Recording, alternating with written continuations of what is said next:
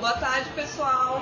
A gente começa a nossa sexta videoconferência, Conitec em Evidência. Meu nome é Ari Silveira Silva, eu sou tecnologista no DIGITS, Departamento de Gestão e Incorporação de Tecnologias. Obrigada por estarem aqui conosco, tá? E esse programa ele tem como finalidade debater e aprofundar temas de relevância da área de gestão em saúde, avaliação, tecnologias em saúde, e difundir os conteúdos produzidos pela Conitec e também pelos núcleos de avaliação de tecnologias em saúde. Esses encontros eles são transmitidos de duas maneiras, uma através da teleconferência, e hoje a gente tem algumas instituições aqui conectadas com a gente, o NATS do INC, Laranjeiras, o Hospital Universitário Ana Bezerra da UFRN, MEGEC e o FMG, que é de onde vai ser transmitida a apresentação hoje. Esses participantes que estão conectados por videoconferência, eles podem fazer perguntas, a gente pode discutir, fazer comentários ao vivo. E a gente tem também a modalidade de vídeo streaming, onde os usuários que não têm aparelhos de videoconferência podem participar também e podem mandar perguntas e comentários para o nosso e-mail, que é conitec.evidência@saúde.gov.br. O tema desse encontro será a elaboração das diretrizes de atenção à gestante, que vai ser apresentado pelo Dr. João Batista Lima, médico, ginecologista, obstetra, diretor clínico do Hospital Sofia Feldman.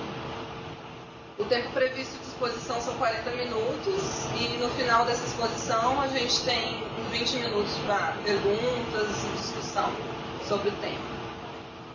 Então, eu apresento o Dr. João Batista e deixo a palavra com você, Dr. João. Seja bem-vindo. Boa apresentação. Muito obrigado, Aline. Boa tarde, pessoal. Eu agradeço a oportunidade de estar aqui para falar com vocês sobre esse tema. E a gente vai falar sobre o processo de elaboração das diretrizes de atenção à gestante, basicamente das diretrizes de assistência de cesariana e de assistência ao parto normal. Inicialmente, eu vou falar um pouquinho sobre o histórico, de como surgiu esse processo dessas diretrizes. Em novembro de 2013, um grupo de profissionais foi convidado pelo Ministério da Saúde e pela Fundação Oswaldo Cruz para fazer um curso que foi realizado aqui mesmo no Brasil com a equipe do NICE, da Inglaterra, do National Institute for Health and Care Excellence, justamente para um treinamento com a metodologia NICE de elaboração de diretrizes clínicas. Eu não vou falar muito sobre o NICE, mas praticamente a maioria de vocês devem ser familiarizados com as diretrizes clínicas do NICE. É um instituto inglês que é responsável pela produção de, não só de diretrizes clínicas, mas de avaliação de tecnologias em saúde, etc., na Inglaterra, em todo o Reino Unido. O NICE ele tem uma estrutura excepcional do ponto de vista de capacidade de recursos, principalmente logísticos, né, para a elaboração de diretrizes clínicas. Ele é uma instituição, uma autarquia autônoma do Sistema Nacional de Saúde inglês, que tem mais de 500 funcionários, mais de 500 colaboradores, entre funcionários administrativos, técnicos administrativos, pesquisadores e etc. E eles têm um processo muito rigoroso em elaboração de diretrizes clínicas que inclui uma chamada inicial para os interessados para a elaboração do escopo das diretrizes e mais a seleção dos grupos elaboradores dessas diretrizes. Ou seja, é um processo extremamente rigoroso.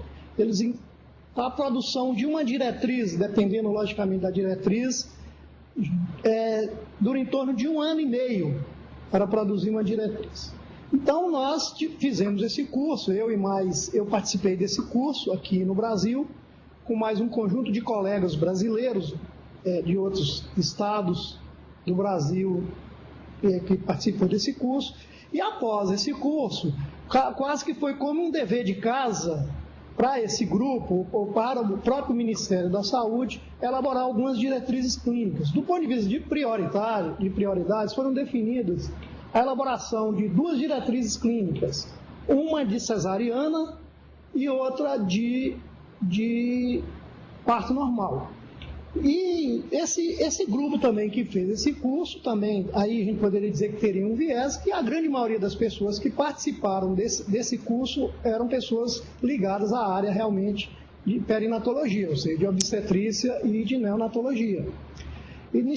Esse curso foi realizado em novembro de 2013 e logo depois, no primeiro semestre de 2014, ocorreram algumas reuniões entre as equipes da Coordenação Geral de Saúde da Mulher do Ministério da Saúde e da Conitec para definir o processo de elaboração dessas diretrizes.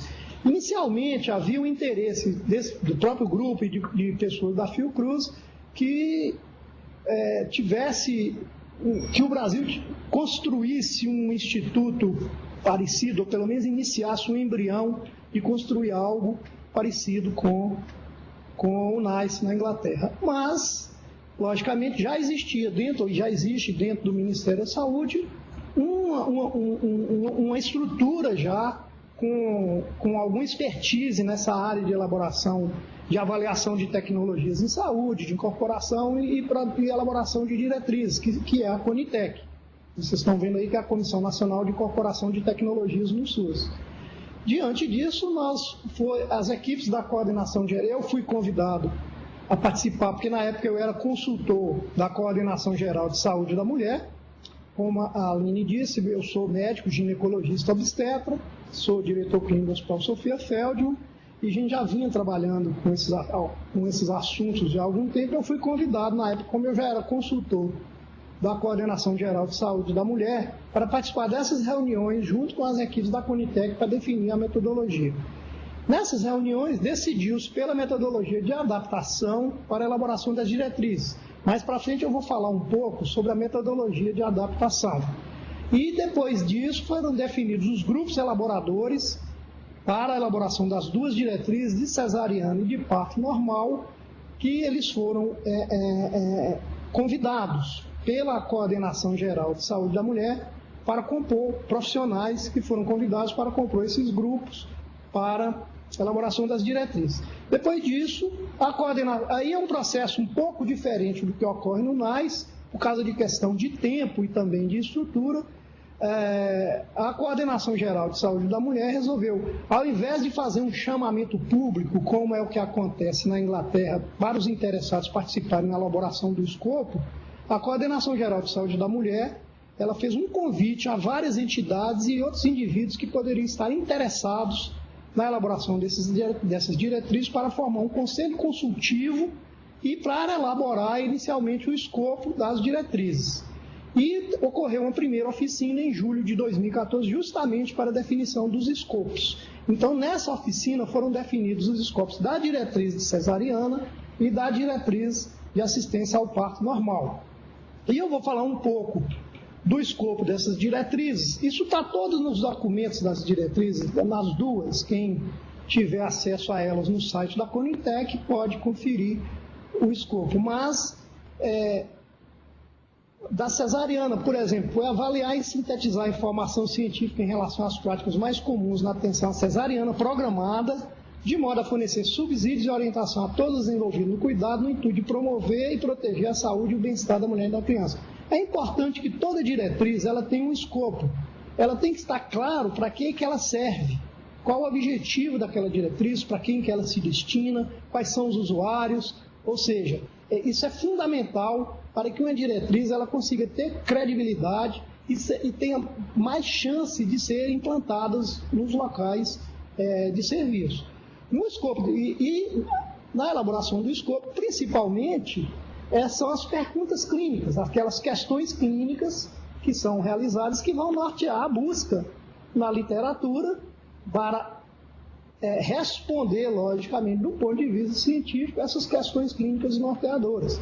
No escopo de cesariana, foram consideradas 72 perguntas pelo grupo consultivo.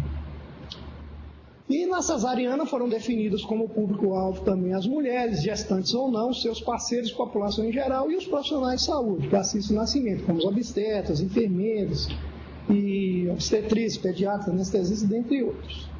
No parto normal, Também foi definido que, como escopo, o objetivo principal dessa diretriz seria sintetizar e avaliar sistematicamente a informação científica disponível em relação às práticas mais comuns na assistência ao parto e ao nascimento, fornecendo subsídios e orientação a todos os envolvidos no cuidado, com um intuito básico, primordial de promover, proteger e incentivar o parto normal. Nesse escopo foram definidas 110 questões clínicas, bem mais do que a de cesariana, para serem respondidos do ponto de vista científico. Além disso, em termos de objetivos mais secundários, os objetivos mais específicos, dentro do parto normal, seria promover as mudanças na prática clínica, uniformizar e padronizar as práticas mais comuns utilizadas na assistência ao parto normal, diminuir a variabilidade injustificada de condutas entre os profissionais no processo de assistência ao parto, reduzir intervenções desnecessárias no processo de assistência, e, logicamente, os seus agravos, difundir e aumentar as melhores práticas baseadas em evidências na assistência ao parto normal e deixando bem claro que, como toda diretriz deve deixar isso claro, que a diretriz ela é um documento que faz recomendações contra ou a favor de determinadas práticas, mas ela não tem o objetivo de substituir o julgamento individual do profissional, da parturiente e dos pais em relação à criança, no processo de decisão. Isso como não só de assistência ao parto, mas qualquer diretriz tem que deixar isso bem claro. Ela é um documento de orientação para os profissionais na sua prática clínica, na sua prática diária, e quando elas são bem produzidas, elas seguem uma metodologia rigorosa de busca, de análise, de sintetização das evidências, elas podem se tornar ferramentas assim indispensáveis para a prática do dia a dia de qualquer profissional que atua na assistência, seja de qualquer área da assistência à saúde. Elas são fundamentais hoje, tendo em vista o grande número, ou seja, a infinidade de informação que nós temos hoje disponíveis para todos. Há necessidade de você sintetizar essa informação, classificar essas evidências, todas dentro de uma diretriz, para que os profissionais que vão utilizá-la na prática diária tenham noção que tipo de evidência está baseada naquela recomendação, para que ela tenha condições de, na prática diária, ela melhorar os resultados, logicamente, melhorar os desfechos considerados. Tá? Ela tem como, aí no caso do parto normal, como audiência, como objeto, o que ela vai englobar, o que vai fazer parte da diretriz. Por exemplo, mulheres em trabalho de parto, com parto normal planejado, espontâneo ou induzido, ou seja, todas aquelas mulheres onde ela tenha como planejamento um parto normal, ou seja, ele foi de início espontâneo ou também que possa ter sido induzido, deixando bem claro o limite em termos de idade gestacional entre 37 e 42 semanas de gestação, ou seja, não é uma diretriz destinada, por exemplo, para orientação em relação à assistência a um parto prematuro. E feto único vivo em apresentação cefálica. Então, essa diretriz ela é bem focada nesse aspecto, né? Incluindo algumas situações muito comuns em mulheres no termo, que podem ter o seu parto normal planejado, por exemplo, como as gestantes com ruptura de membranas no termo ou imediatamente antes do parto, e aquelas que apresentam também a eliminação de mecônica imediatamente antes ou durante o trabalho de parto. Isso foi uma questão importante colocada pelo grupo consultivo, que a pessoa achou que seria importante também constar dessa diretriz.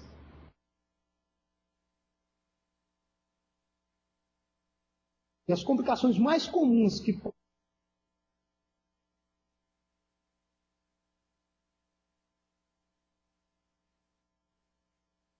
incluindo nessa diretriz a assistência ao recém-nascido normal, ou seja, imediatamente após o parto, nas primeiras horas de vida, incluindo aqueles recém-nascidos que nascem na presença de líquido meconial, ou seja, são recém-nascidos normais, recém-nascidos que não apresentam complicações. Também foi incluído o recém-nascido normal em alojamento conjunto e no momento da alta, e foi incluído também no escopo da diretriz como questão a ser respondida o aleitamento materno e estímulo à amamentação. E deixando claro também as situações que não são cobertas pela diretriz, eu falei para vocês, trabalho de parto prematuro, outras anormalidades ou complicações,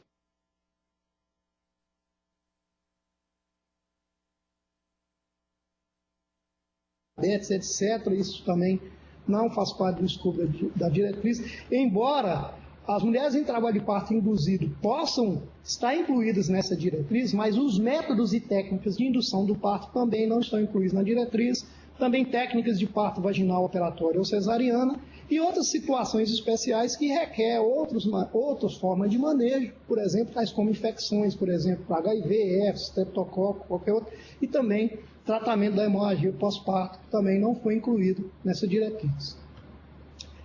Os profissionais em relação a de parto normal. Gente, na de parto normal, essa questão do escopo ela foi destrinchada com mais detalhes do que em relação à cesariana. Então, todos os profissionais envolvidos diretamente na assistência ao parto, médicos, obstetras, pediatras, neonatologistas, anestesiologistas, generalistas, enfermeiras obstétricas, obstetrizes, enfermeiras assistenciais, técnicos de enfermagem, etc. E os outros profissionais também em processo de treinamento, como os residentes, né, especializandos, residentes de enfermagem, de medicina e etc., também que estão participando diretamente na assistência ao parto e nascimento. E a audiência secundária seriam outros profissionais envolvidos, mais indiretamente na assistência também, tais como fisioterapeutas, psicólogos, estudantes de graduação em prática de estágio, também para as mulheres, seus familiares ou representantes. Ou seja, na Inglaterra eles têm, em termos metodológicos, eles deixam muito claro a importância dos usuários, ou seja, os usuários do serviço de saúde, eles inclusive participarem na elaboração das diretrizes. Na Inglaterra eles têm representantes dos usuários nos grupos elaboradores. No caso aqui nosso, dessas diretrizes, optou-se para não ter representantes dos usuários nos grupos elaboradores, mas eles estariam como entidades da sociedade civil, algumas entidades da sociedade civil estão representadas no Conselho Consultivo e puderam participar das diversas oficinas que aconteceu durante o processo de elaboração das diretrizes, colocando as suas questões relacionadas, inclusive, a participar da elaboração do escopo e também do acompanhamento da elaboração dessas diretrizes. Também, logicamente, as doulas, os educadores perinatais, etc., que também têm interesse em conhecer o resultado de um produto desse. Aí, quem desenvolveu as diretrizes? Foram definidos 2 grupos elaboradores, um grupo de cesariana composto por 3 médicos obstetras e um médico neonatologista, sendo o coordenador desse grupo um médico obstetra, que é o doutor João Paulo Souza, da Faculdade de Medicina de Ribeirão Preto, da Universidade de Ribeirão Preto. Na de parto normal, eu não coloquei o número ali, mas foram médicos, foi um número bem maior, a de parto normal. Teve médicos obstetras, teve médicos de família, teve clínico geral, teve um médico neonatologista, teve médico anestesiologista e teve também enfermeiras obstétricas no grupo elaborador da diretriz de parto normal. E o coordenador do grupo elaborador da diretriz de parto normal, eu fui escolhido como coordenador pela a Coordenação Geral de Saúde da Mulher do Ministério da Saúde e também pela Conitec. E foi criado também um painel organizador. O que seria esse painel organizador? Profissionais da Conitec e da Coordenação Geral de Saúde da Mulher, que ficou mais responsável pelo apoio logístico, como a organização das reuniões, arrumar local para as reuniões, para as oficinas do grupo consultivo, providenciar passagens aéreas, estadias, etc, etc. Todos os membros dos grupos elaboradores declararam seus conflitos de interesse, os conflitos de interesse estão declarados e existe um formulário próprio da Conitec para isso, para a declaração de conflitos de interesse. Então, eu não sei individualmente quais foram os conflitos de todos os membros, mas estão disponíveis na Conitec. Eu não sei se no documento final isso vai aparecer a declaração de conflito de interesse individualmente de cada um dos membros do grupo elaborador. Então, como foi a metodologia? Eu já falei para vocês, teve essa oficina em julho de 2014 para a elaboração do escopo, com a participação, eu vou citar só alguns, não dá para citar todos que participaram, mas como o Conselho Federal de Medicina, Conselho Federal de Enfermagem, Associação Médica Brasileira, a Federação das Sociedades Brasileira das Sociedades de Ginecologia e Obstetrícia, a FEBRASO, a Agência Nacional de Saúde, a Associação Brasileira de Enfermeiros Obstétricas, a REUNA, que é a Rede para a Humanização do Nascimento, e outras entidades também da sociedade civil que participaram dessa oficina. E a partir dessa oficina, esse grupo passou a compor o Conselho Consultivo, que era para acompanhar a evolução da elaboração das diretrizes. O processo para elaboração optou-se por fazer um processo de adaptação. Logo, aí para frente eu vou explicar o que seria esse processo de adaptação e se existe uma metodologia que é um instrumento ADAPT, não sei quais de vocês conhecem esse instrumento, que eu vou falar um pouquinho mais para frente sobre isso. E definindo a metodologia por adaptação, buscou-se por diretrizes, já que adaptação, ou seja, a adaptação é um processo onde a gente elabora diretrizes baseado em outras diretrizes já produzidas por outros. E aí foi busca por diretrizes de cesariana e assistência ao parto no idioma inglês, espanhol, francês e português, em várias bases de dados, como o guidelines.gov do governo americano e outras bases de dados, como o TRIP Database, alguns de vocês podem conhecer, o SIGN, que é o Scott Intercollegiate Guidelines Network. Então, várias bases de dados foram consultadas em busca dessas diretrizes, publicadas entre 2004 e 2014. Nessa busca foram encontradas, para a diretriz cesariana, 2 diretrizes, uma em inglês e uma em francês, com versão em inglês. Então, ela foi publicada nos 2 idiomas. Tinha uma publicada, essa francesa, ela está publicada em 2 idiomas, no francês e no inglês. E de parto normal foram encontradas 6 diretrizes, uma em espanhol, mas com versão em português, 4 em inglês e uma em português, produzida no Brasil. E essas diretrizes, todas elas foram avaliadas por 3 avaliadores independentes, e utilizando o instrumento AGRI. Eu vou falar um pouquinho mais na frente sobre o AGRI 2, para avaliar a qualidade dessas diretrizes.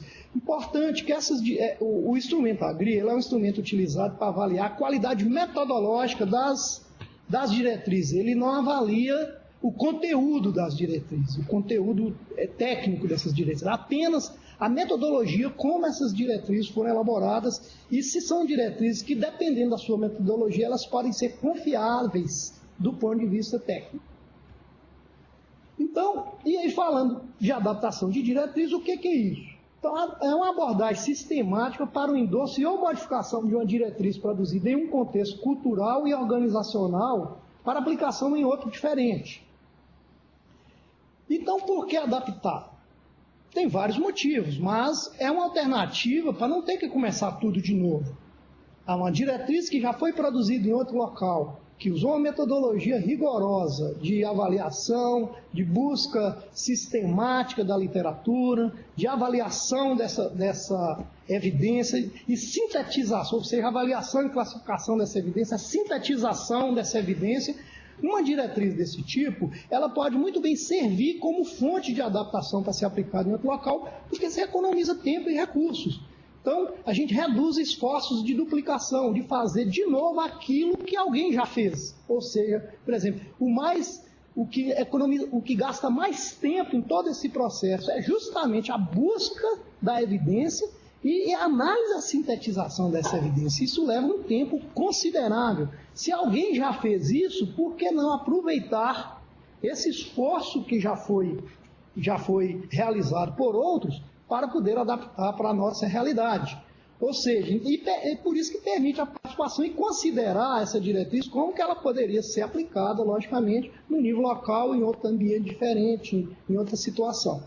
Então, esses métodos de adaptação, se a gente seguir aí também, além da diretriz original, ela tem que seguir uma metodologia muito rigorosa para a sua produção, e também quem vai fazer a adaptação tem que seguir métodos rigorosos para garantir a qualidade e validade das recomendações e o compromisso com princípios baseados em evidência. Ou seja, a diretriz ele tem que ter esse compromisso, ou seja, a gente aliar, como eu disse, não deixar de fora o julgamento individual dos profissionais, mas aliar o julgamento individual, a prática individual de cada um, com científica oriunda de estudos bem realizados e bem feitos em qualquer parte do mundo, que é o que se chama hoje, que a gente chama, e mais as preferências dos pacientes, é o que se chama hoje do tripé da medicina baseada em evidências.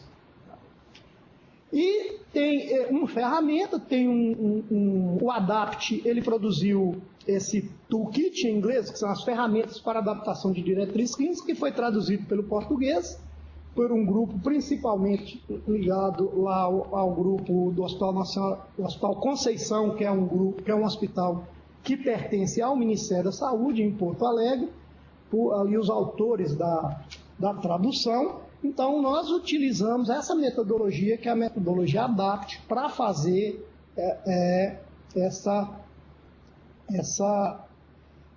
adaptação. Então, o ADAPT ele surgiu há mais ou menos um pouco mais de 10 anos.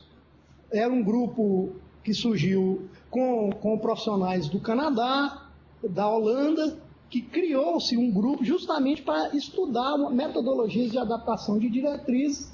E hoje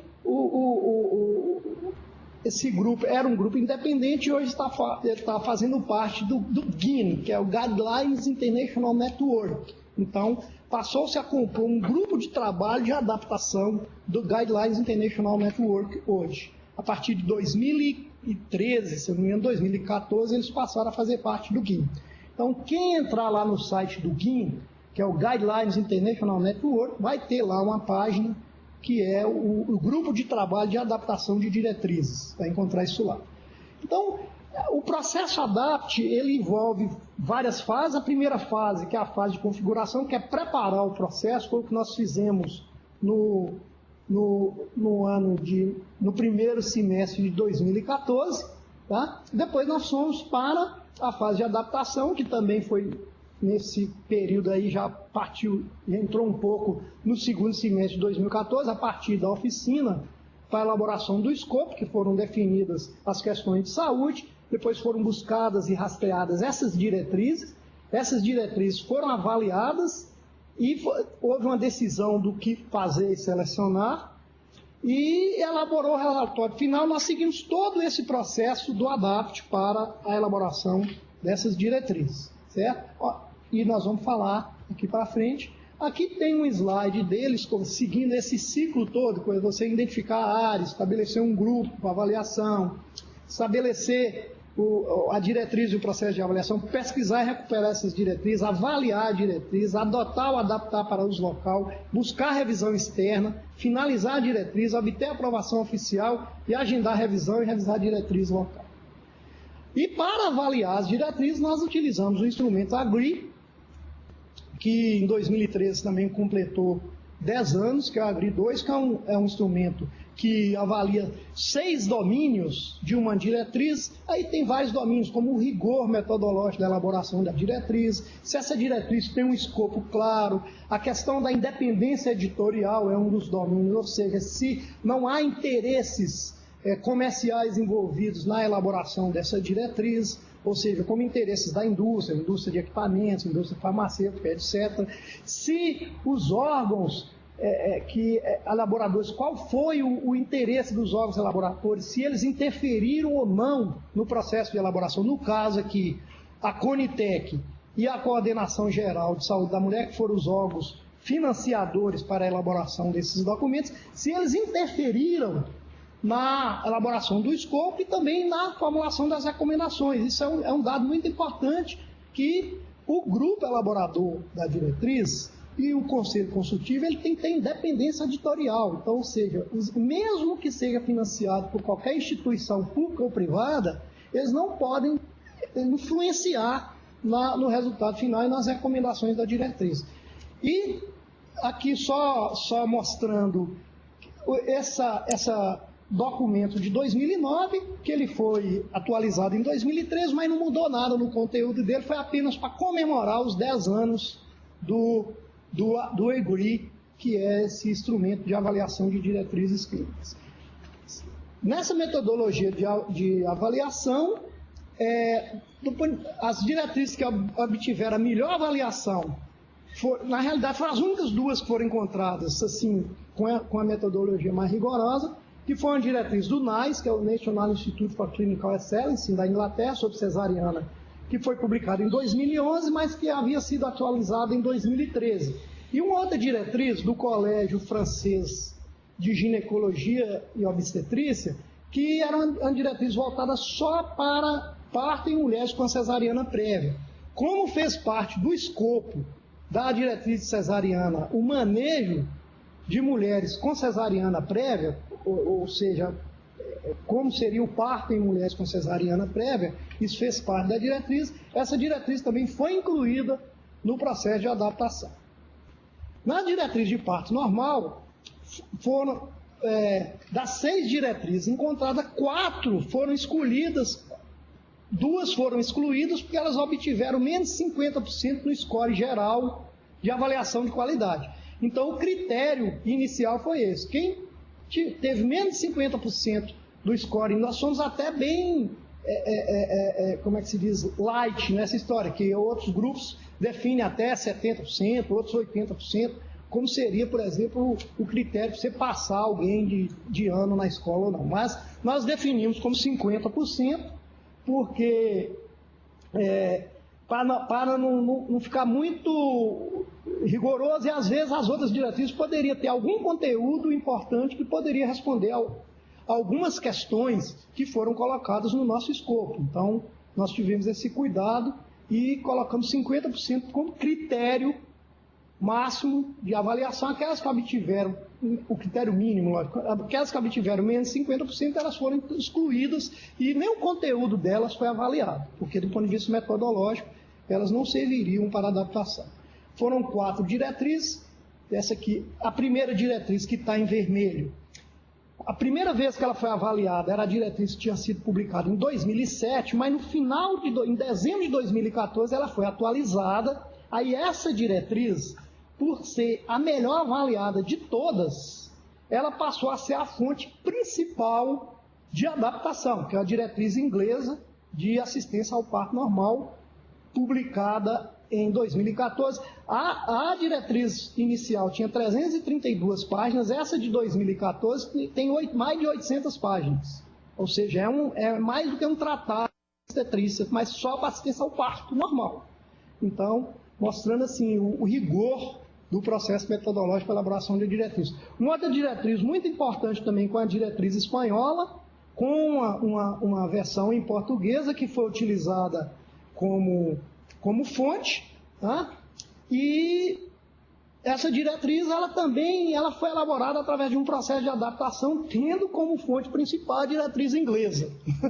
Então, mas ela também foi incluída porque ela tinha algumas questões do nosso escopo que não poderiam ser respondidas pela diretriz inglesa, foram respondidas por essa diretriz espanhola, porque eram questões que eles também acharam prioritárias lá na Espanha, que felizmente no Brasil também para nós seria importante responder essas questões.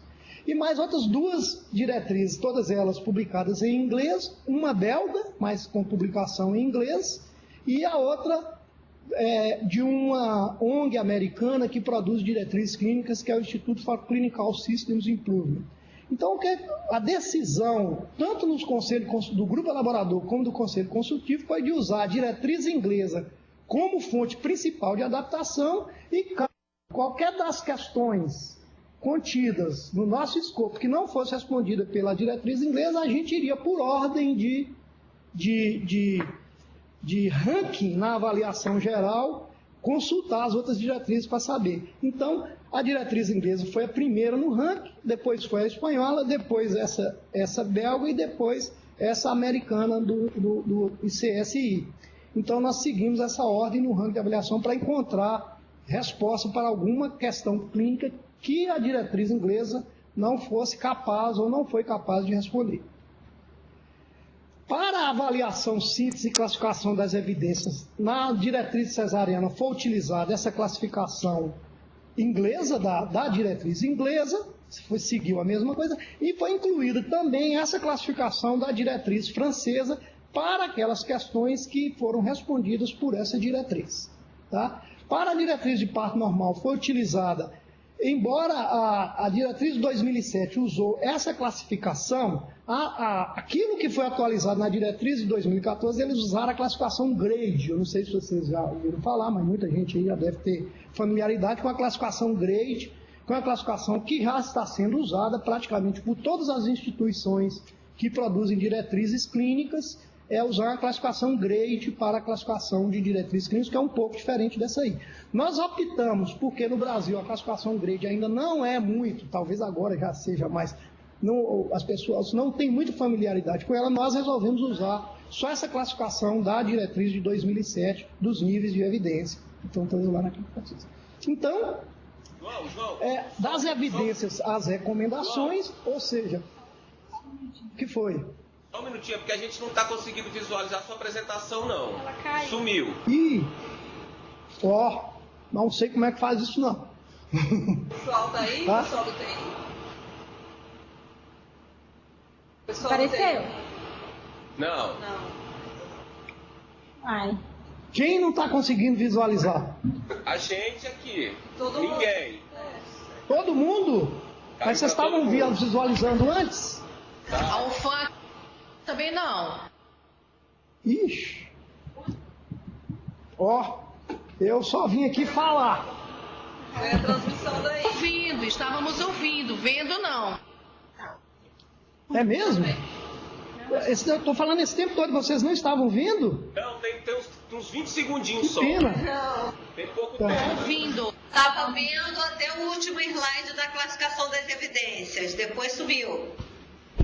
E sumiu. Até lá, até o último slide, vocês estavam vendo, depois sumiu, né? Aí ela vai chamar o pessoal aqui para ver o que faz. Estão vendo alguma coisa aí? Não. Só você, a gente está vendo você. Só eu? Se quiser continuar. Se você quiser continuar sem o slide, tudo bem, mas é só pra avisar aí. Tá bom. Pode Com continuar. poucos slides, tá? Pode continuar. Posso continuar? Porque eram os 5 minutos que estavam me restando mesmo, tá? Pode. Então, A gente vai disponibilizar. como é que nós fizemos as recomendações? As recomendações foram feitas nas duas diretrizes, foram baseadas nas diretrizes fontes de adaptação, mas com a linguagem adaptada logicamente ao contexto brasileiro. E, como definido na metodologia ADAPT, a gente não pode fazer uma recomendação que não seja baseada nas evidências que as originaram. A gente pode até modificar, por exemplo, igual algumas recomendações foram modificadas de acordo com a realidade brasileira, mas mantendo a sua relação com as evidências. Ou seja, que a mesma evidência, ela pode ter uma recomendação diferente num contexto ou no outro, depende da realidade local, sem fugir do resultado da evidência. Ou seja, a evidência ela não é uma coisa assim como se fosse 2 e 2 é igual a 4, não. A evidência, ela te dá, a hora que você analisa e sintetiza a evidência, ela te dá um resultado que, dependendo dessa evidência, dependendo do contexto onde ela vai ser aplicada, ela pode ser modificada. E isso tem que deixar claro na diretriz adaptada, por que foi modificada. Tá? E todas as recomendações elas saíram de consenso no grupo elaborador, não precisou ter votação para nenhuma, foram vários debates, inclusive debates exaustivos, teve questões que a gente ficou, teve algumas sessões da diretriz que nós ficamos praticamente o dia inteiro para chegar num consenso, mas chegou num consenso. Tá? E algumas questões que estavam no escopo, que não foram abordadas por nenhuma das diretrizes, por questão de tempo, ficou decidido que seria feito na segunda etapa uma busca de diretrizes, inclusive diretrizes publicadas em português, publicadas no Brasil e na América Latina, que pudessem responder essas questões. Então, outras recomendações foram baseadas também na legislação. A questão da assistência ao recém-nascido em sala de parto, por exemplo, ela foi muito baseada na legislação brasileira porque as evidências são muito pobres e que não justificavam a outra recomendação, sabe? E depois as diretrizes passaram por essa revisão externa, que era o próprio Conselho Consultivo, que foram, parece, se eu não me engano, foram 5 ou 6 oficinas que aconteceram, que foi acompanhando a elaboração das diretrizes. Depois ela passou pela subcomissão, todas duas, passaram pela subcomissão de análise dos PCDTs, protocolos clínicos e diretrizes terapêuticas da Conitec, depois elas passaram por uma plenária da Conitec, depois foi para consulta pública, as duas diretrizes receberam muitas contribuições em termos de consulta pública, teve depois outra oficina do Conselho Consultivo com o grupo elaborador para definir quais recomendações, ou seja, contribuições da consulta pública que poderiam ser colocadas na diretriz, com um compromisso. A consulta pública, a gente não poderia fugir das evidências. Se tivesse uma contribuição de consulta pública totalmente contrária às evidências consultadas, infelizmente ela não poderia ser incorporada na diretriz, já que não havia nenhuma evidência que justificasse aquilo. E depois da incorporação dessas contribuições da consulta pública, as diretrizes foram de novo para uma outra plenária da Conitec, onde elas foram aprovadas. A diretriz de cesariana já foi publicada, a de parto normal, ela está no site da Conitec, mas ainda está aguardando a decisão do secretário de Ciência e Tecnologia do Ministério da Saúde para a sua publicação na sua versão final. Mas ela está disponível para consulta para quem quiser consultar e avaliar a diretriz. Tá? Então, os desfechos considerados dessas diretrizes foi mortalidade materna e perinatal, principalmente, mortalidade materna e neonatal de curto e longo prazo, satisfação da mulher, e no parto normal, alguns outros desfechos, como duração, intervenções, complicações, eventos neonatais, saúde mental das mulheres e etc. Já está terminando, o pessoal falou para mim continuar falando, mesmo sem ver a apresentação, sabe? Mas eles estão me vendo. Né? Naquela salinha, deixa eu só ver aqui isso. Tá? Chegou o técnico aqui, viu, gente? Travou mesmo. Travou? Ó, a coisa deu... Deixa eu conectar. Você prefere que eu continue ou o senhor vai? Não, eu tenho que ver com o pessoal aqui. Vocês querem continuar? Eu estou acabando aqui, só tem mais um slide. Pode continuar, João, porque a gente vai Tá disponibilizar bom, depois. então eu vou continuar, tudo bem. Depois vocês disponibilizam isso daí. Então a atualização ficou definida, que seria 3 anos para as diretrizes após a sua publicação, e as questões não respondidas por nenhuma delas ficou por uma fase 2, 1 ano após a publicação, que como eu já falei, com busca de evidência em outros idiomas, além do inglês e da literatura. Deixar bem claro que a diretriz inglesa, embora ela só incluísse evidências publicadas em inglês, ela não teve nenhuma limitação em relação aos países onde essas evidências foram produzidas, onde esses estudos foram realizados. Então, tem estudos realizados em vários países do mundo.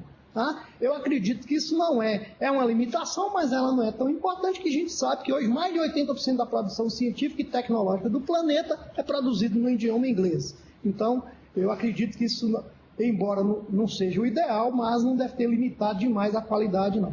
E também ficou decidido um grupo de monitoração das evidências que, antes da atualização dessas diretrizes, surgir alguma evidência que possa modificar consideravelmente a prática clínica, a prática diária, a prática do dia a dia, logicamente uma declaração vai ter que ser feita, logicamente sem atualizar a evidência, é só uma declaração modificando a recomendação que tiver nas duas. Então, teve um sumário de recomendação, que não vai dar para a gente falar aqui, que vai ficar 3 dias aqui falando todas as recomendações. Tá? Só de cesariana foram 56 recomendações, e a de parto normal foram 225 recomendações. E algumas questões ainda ficaram de fora, porque elas não foram respondidas por nenhuma das 4 diretrizes consultadas, na de parto normal e das outras 2 diretrizes de cesariana. Tá? Então, é isso que eu tinha para dizer para vocês. Estou disponível para a gente responder as perguntas. Ok? Obrigada, João, pela excelente exposição, viu? Muito obrigada. A gente agradece também o suporte aí da Lívia, do pessoal da UFMG. E hoje a gente teve conectado, então, algumas instituições. O pessoal da maternidade já saiu, mas a gente tem ainda mais o pessoal aqui conectado. Então, se alguém tiver alguma pergunta, algum comentário... Marisa. Aline? Aline? Oi, Aline. Posso perguntar? Pode falar. Agradecer a apresentação do Dr. João, foi muito interessante. Eu queria fazer uma pergunta para ele. Me trouxe curiosidade ter 110 perguntas, né? Um número muito grande de perguntas. O esforço para fazer a adaptação de uma diretriz tão grande assim, não seria mais interessante dividir em diretrizes menores e, ao invés de adaptar, partir para uma busca primária das evidências? Qual a experiência que ele teve com esse esforço da adaptação, que muitas vezes é muito diferente da nossa realidade? Vou responder. A sua pergunta foi muito pertinente. Na realidade, inclusive, isso foi um grande desafio, isso que você está falando, para o próprio pessoal da Conitec. O pessoal da Conitec e para o pessoal da Coordenação Geral de Saúde da Mulher também, que normalmente o pessoal está acostumado a produzir aqueles manuais, assim, mais com... da forma que todos vocês conhecem, não tem uma busca sistemática da evidência, não tem toda uma análise crítica, né, da evidência. E o pessoal da Conitec já tinha uma experiência na produção de diretrizes clínicas com os PCDTs. Normalmente o pessoal faz por questões tipo assim, o uso de Ruvimab, como é que é esses medicamentos aí novos, aí, esses imunomoduladores, o tratamento de câncer de não sei de quê, você entendeu? Então, muitas vezes o PCDT ele é dirigido só para uma questão específica, às vezes é uma questão, só uma questão para ser respondida. E na diretriz de parto normal foram 110, na de cesariana 56.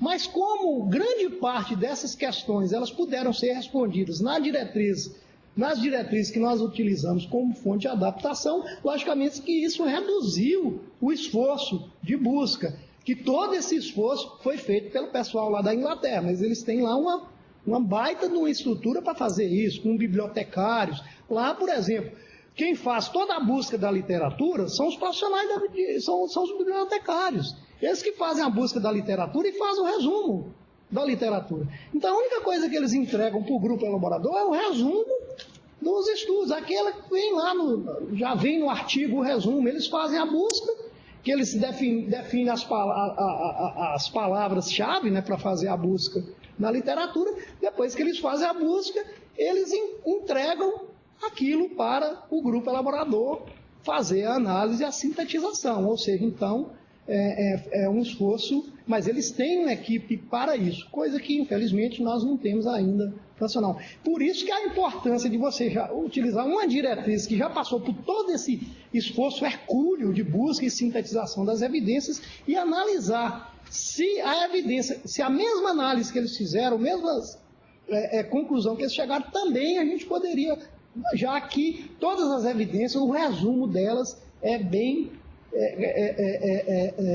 nas diretrizes, eles são bem descritos, os resumos das evidências. Então a gente pode fazer, logicamente foi um esforço importante, seria importante fazer separado, mas havia uma prioridade do Ministério da Saúde que tivesse, principalmente na de parto normal, que fosse uma diretriz só, assim como é a diretriz inglesa e as outras que nós consultamos também. Logicamente vai depender muito do escopo, o tamanho da diretriz vai depender do escopo, inclusive as questões que não foram respondidas foram questões que interessam muito ao Brasil hoje, mas infelizmente nesses países não seriam prioritários, que está relacionado muito à questão da assistência ao recém-nascido, no alojamento conjunto, a questão da alta do recém-nascido, alta precoce, alta tardia, coisas desse tipo, que nenhuma das diretrizes abordou, porque isso para eles não é prioritário. E aí fica para uma segunda etapa, inclusive para nós aqui no Brasil, temos também prioridade do ponto de vista de pesquisa.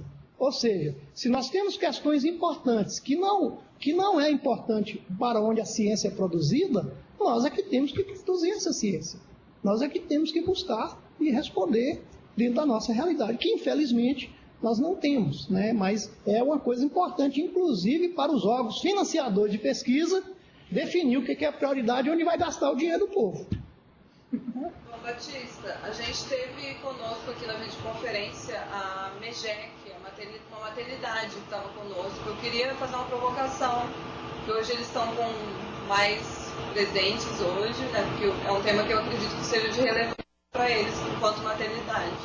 Eu queria ver se vocês têm alguma dúvida, alguma contribuição, alguma pergunta pessoal da MEGEC.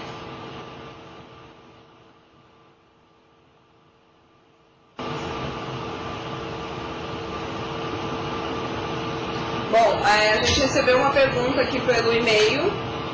O Hélio de São Paulo perguntou se existe algum plano para realizar uma diretriz para assistência pré-natal. Se você saberia responder, João Batista. Que eu saiba, não há nenhum plano.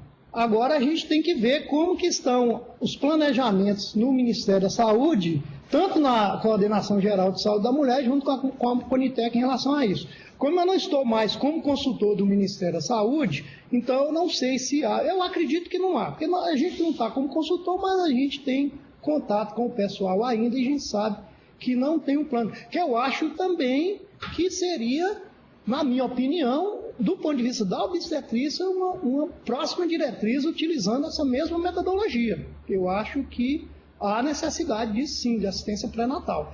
O que existe são aqueles manuais, ou seja, você tem um manual, por exemplo, assistência pré-natal, a gente tem um manual do pessoal do DAB, que é do Departamento de Assistência Básica do Ministério da Saúde, que é voltado para a equipe de saúde da família, e tem um outro manual de assistência pré-natal, que é da Coordenação Geral de Saúde da Mulher, algumas vezes com recomendações conflitantes. Então tem algum problema aí, a gente não sabe quem está certo e quem está errado. Ou seja, então o importante seria você ter uma diretriz única para o país inteiro sobre assistência pré-natal, como foi o objetivo dessas duas, de cesariana e de parto normal. João, a gente queria te perguntar uma questão. Quais foram os maiores desafios para se construir uma diretrizes, né, com ampla participação dos segmentos interessados? Então, a gente teve, né, durante esse processo todo, para a elaboração do escopo e tal, doulas, obstetrizes, médicos, enfermeiras, mulheres gestantes, parteiras. Então, para você, quais foram os maiores desafios e se você acredita que essa elaboração participativa, né, que acontece por um processo participativo, promove uma melhor adesão e disseminação dessas diretrizes? Bem, em primeiro lugar, eu acho que a participação dos interessados ela é fundamental para dar credibilidade a uma diretriz. Logicamente que é um desafio. Foram debates, algumas situações que foram debates assim, árduos para se chegar a um consenso. Um exemplo, que todo mundo sabe que é uma questão ainda extremamente controversa no país, o local de assistência ao parto. Tá? Como que a gente chegaria a um consenso para recomendar, com base na evidência, sem fugir da evidência, para recomendar para os profissionais e para as mulheres sobre os locais de assistência ao parto no país, ou seja, incluindo parto no domicílio, parto em centros de partos extra-hospitalares, em centros de partos intra-hospitalares, ou mesmo parto dentro do hospital. Como recomendar com base nas evidências, mas também com base na realidade brasileira. Ou seja, foi uma discussão muito árdua, muito dura, mas chegou-se a um consenso que eu acredito que para a grande maioria dos participantes foi a melhor possível do ponto de vista de recomendação. Quem for ler as diretrizes, vai lá, tem uma nota explicativa do grupo elaborador só em relação ao local de parto, por causa justamente da realidade brasileira, que é diferente da realidade dos países onde essas evidências são produzidas. E chegou-se a um consenso que, na minha opinião, foi o melhor possível, não foi o melhor para todos. Assim, porque tinha gente que queria de uma forma, outros queriam de outra, mas sem matar as evidências, sem assassinar as evidências, o melhor possível dentro da realidade brasileira. Isso é um desafio muito grande e é aí que dá credibilidade para a diretriz. Esse tipo de coisa, essa participação, para quem for ler essa diretriz, utilizá-la no seu dia a dia no trabalho, por exemplo, também para professores que vão dar aula, e para os estudantes, residentes, etc., e mesmo no dia a dia do seu trabalho, for utilizar essa diretriz, ele lendo a parte da metodologia, eu acredito que essa dá muito mais credibilidade para que as recomendações que lá estejam sejam implantadas. Mas a gente sabe que uma das fases mais importantes das elaborações de diretrizes clínicas é a fase de implementação, que aí já envolve um trabalho árduo também de implantação. Existem várias técnicas e metodologias de implantação de diretrizes que no Brasil, infelizmente, nós ainda estamos muito incipientes e precisamos evoluir muito para isso ainda. Ou seja, não adianta produzir uma diretriz, colocar lá no site do Ministério da Saúde ou distribuir para o país inteiro, ela impressa, achando que só aí serve e que todo mundo vai segui-la no dia seguinte. No Brasil é diferente. Na Inglaterra, não. Eles já têm uma cultura que o povo fica esperando ansiosamente a atualização das diretrizes do NAS. A hora que sai no dia seguinte, já está todo mundo lendo e vendo o que tem de diferente para poder mudar na sua prática. Infelizmente, nós aqui temos ainda um grande trabalho, mais árduo ainda do que produção de diretrizes, que é a sua implementação. E a gente tem alguns dados já que demonstram que essas diretrizes, a publicação dessas diretrizes já teve algum impacto em relação à redução do número de cesarianas, etc. Você acha que já tem? Teve também essas evoluções da ANS, né? Você acha que já tem alguns dados? Assim, a diretriz do parto, de atenção ao parto, ela ainda não foi publicada, né? Ela está com a área técnica, mas em breve ela deve ser publicada também. O que você acha? Olha, a diretriz cesariana, como ela já está publicada, ela pode servir muito para a ANS definir políticas para a redução de cesariana no setor privado baseado nessa diretriz.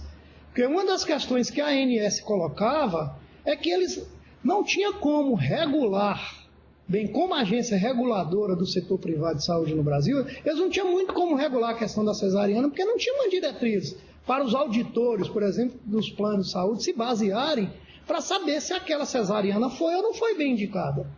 Ou seja, com essa diretriz em mãos, eu acho que vai ser um instrumento importante para os auditores, para a ANS, os auditores das operadoras de saúde no Brasil, que estiverem interessados em baixar a taxa de cesariana. Agora, quem não estiver interessado não vai servir para nada.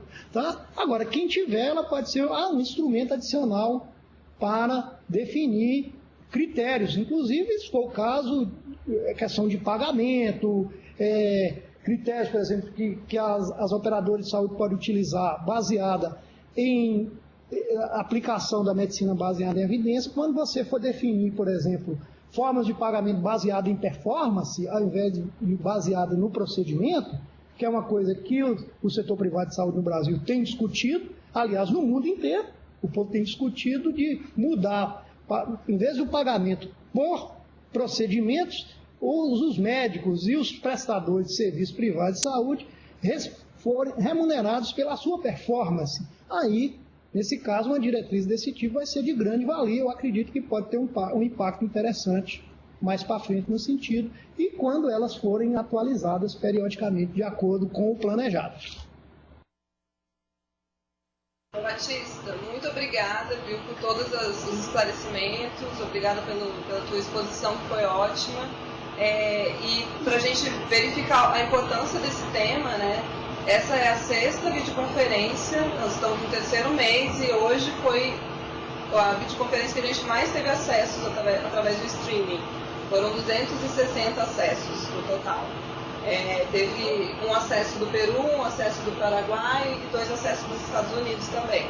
Então, para a gente verificar, né, como esse tema é importante, como as pessoas estão interessadas, né, Eu que agradeço a oportunidade de participar. Eu acho que é um tema relevante, afinal, são quase 3 milhões de nascimentos que ocorrem por ano no nosso país, ou seja, são 6 milhões de vidas, né, as mulheres e seus filhos, para os quais essas diretrizes se destinam. Eu acho que é um tema realmente relevante para toda a sociedade. Eu agradeço a atenção de vocês e o tempo que vocês dedicaram para escutar a minha fala, e até mais. Pessoal, então a gente encerra, né, mais uma videoconferência. Agradecemos a todos que estavam participando conosco através da Conectados por Videoconferência, a todos que nos assistiram por streaming. E eu gostaria de fazer um convite para a comemoração de 5 anos da Conitec, que vai ser realizado no dia 5 e 6 de dezembro, aqui em Brasília. Nós estamos com as inscrições abertas até o dia 10, quinta-feira. Então, Então acessem nosso site, se inscrevam, tá bom, gente? Isso, a gente vai deixar esse vídeo dessa videoconferência vai estar no nosso canal do YouTube, também a apresentação. A gente teve uma falha na transmissão, mas a apresentação completa vai estar lá nos nossos canais também. Vocês podem acessar pelo nosso site, na área de participação social. Obrigada, gente, e até a próxima videoconferência, que vai ser dia 21 de novembro, com o Arnes Santos, do INCA, com o tema Diretriz Metodológica de Diretrizes Clínicas.